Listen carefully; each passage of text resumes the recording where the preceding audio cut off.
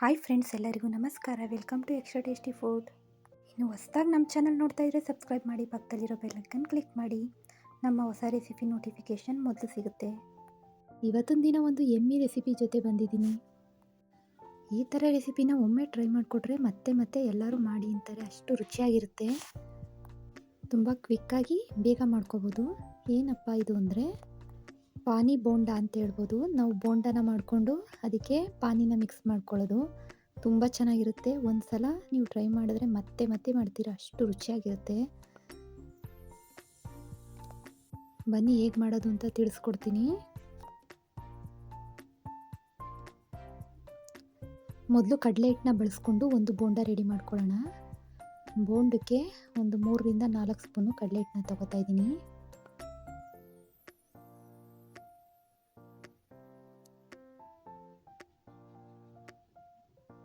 ನಂತರ 1 ಸ್ಪೂನಷ್ಟು ಸೋಂಪು, 1 ಸ್ಪೂನಷ್ಟು ಅಜ್ವಾನ, ಒಂದು ಸ್ವಲ್ಪ ಜೀರಿಗೆ, 3 ಸೇರಿಸ್ತಾ ಇದ್ದೀನಿ.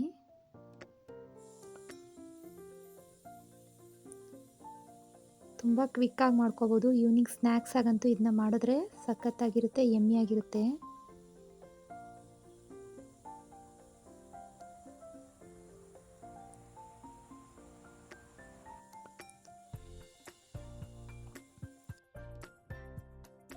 ಈಗ ಸ್ವಲ್ಪ ಹಿಂಗನ್ನ ಸೇರಿಸ್ತಾ ಇದ್ದೀನಿ. ನಮಗೆ ಖಾರ ಎಷ್ಟು ಬೇಕಷ್ಟು ಚಿಲ್ಲಿ ಪೌಡ್ರನ್ನ ಸೇರಿಸ್ಕೋಬೋದು. ನಾನೀಗ 1 ಸ್ಪೂನಷ್ಟು ಸೇರಿಸ್ತಾ ಇದ್ದೀನಿ. 1 ಸ್ಪೂನಷ್ಟು ಅಕ್ಕಿ ಹಿಟ್ಟು, ರುಚಿಗೆ ತಕ್ಕಷ್ಟು ಉಪ್ಪು,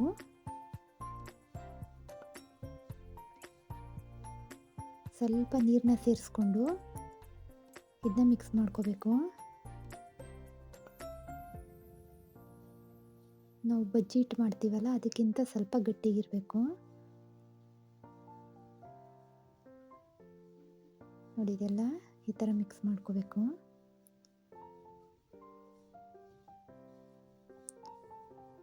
ಒಂದು ಗಂಟಿಲ್ದಿರಂಗೆ ಮಿಕ್ಸ್ ಮಾಡ್ಕೊಳ್ಳಿ.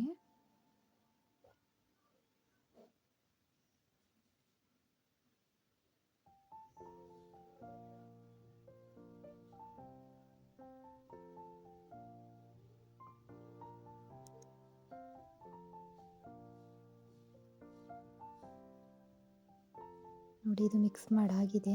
ಈಗ ಒಂದು ಚಿಟಿಕೆಯಷ್ಟು ಸೋಡಾನ ಸೇರಿಸ್ತಾ ಇದ್ದೀನಿ ಲಾಸ್ಟಲ್ಲಿ. ಸೋಡಾ ಸೇರಿಸಿದ್ರೆ ತುಂಬ ಚೆನ್ನಾಗಿ ಸಾಫ್ಟಾಗಿ ಸ್ಪಾಂಜಿಯಾಗಿ ಬರುತ್ತೆ.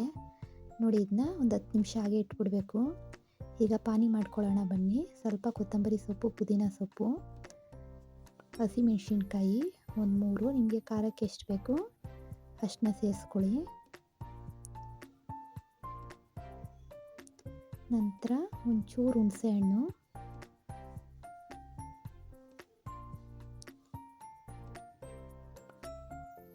ಸ್ವಲ್ಪ ಉಪ್ಪನ್ನ ಸೇರಿಸಿ, ಸ್ವಲ್ಪ ನೀರು ಸೇರಿಸಿ ಫೈನ್ ಪೇಸ್ಟ್ ಮಾಡ್ಕೋಬೇಕು.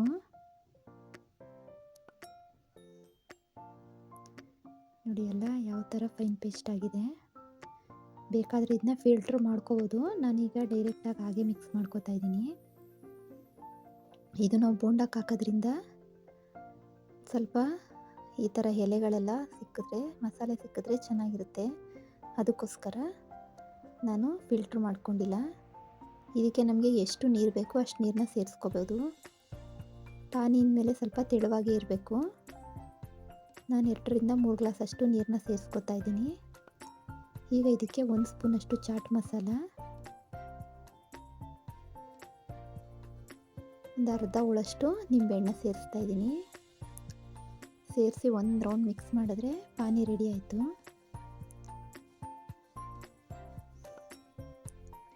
ನೋಡಿ, ಎಣ್ಣೆ ಬಿಸಿಗಿಟ್ಟಿದ್ದೀನಿ. ಈಗ ಬೋಂಡಗಳನ್ನ ಹಾಕ್ಕೊಳ್ಳೋದಷ್ಟೇ. ಸ್ವಲ್ಪ ಜೋರುರಿ ಮಾಡಿಕೊಂಡೇ ಬೋಂಡಗಳನ್ನ ಮಾಡ್ಕೊಳ್ಳಿ. ತುಂಬ ಕ್ರಿಸ್ಪಿಯಾಗಿ ಬೇಗ ಆಗುತ್ತೆ.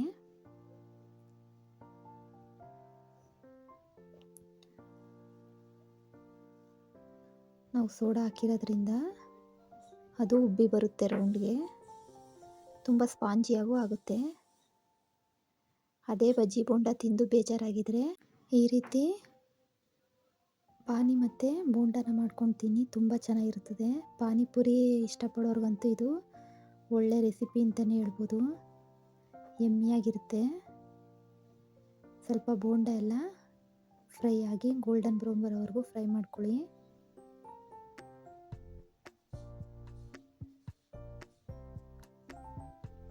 ನೋಡಿ ಇದಾಗಿದೆ. ನೋಡಿ ಇದನ್ನೆಲ್ಲ ಒಂದು ಬಟ್ಲಿಗೆ ಸೇರಿಸ್ತಾ ಇದ್ದೀನಿ. ನಂತರ ಇದಕ್ಕೆ ನಾವು ಮಾಡಿಟ್ಕೊಂಡಿದ್ವಲ್ಲ ಪಾನಿ, ಅದನ್ನ ಹಾಕ್ತಾಯಿದ್ದೀನಿ. ಒಂದು 5 ನಿಮಿಷ ಹಾಗೆ ಬಿಟ್ಬಿಡಬೇಕು. ಒಂದು 5 ನಿಮಿಷ ಹಾಗೆ ಇಡೋದ್ರಿಂದ ಅದು ಆ ಪಾನಿ ಎಲ್ಲ ಹೀರ್ಕೊಂಡು ಬೋಂಡ ತಿನ್ನೋಕ್ಕೆ ತುಂಬ ಚೆನ್ನಾಗಿರುತ್ತೆ. ಕೆಲವೇ ಪದಾರ್ಥಗಳಿಂದ ಕ್ವಿಕ್ಕಾಗಿ ರೆಡಿ ಮಾಡ್ಕೋಬೋದು. ನಮ್ಮ ಈ ರೆಸಿಪಿ ನಿಮಗೆ ಇಷ್ಟ ಆಗಿದೆ ಅಂತ ತಿಳ್ಕೊತೀನಿ. ಇಷ್ಟ ಆದರೆ ಲೈಕ್ ಮಾಡಿ, ಶೇರ್ ಮಾಡಿ, ಕಮೆಂಟ್ ಮಾಡಿ.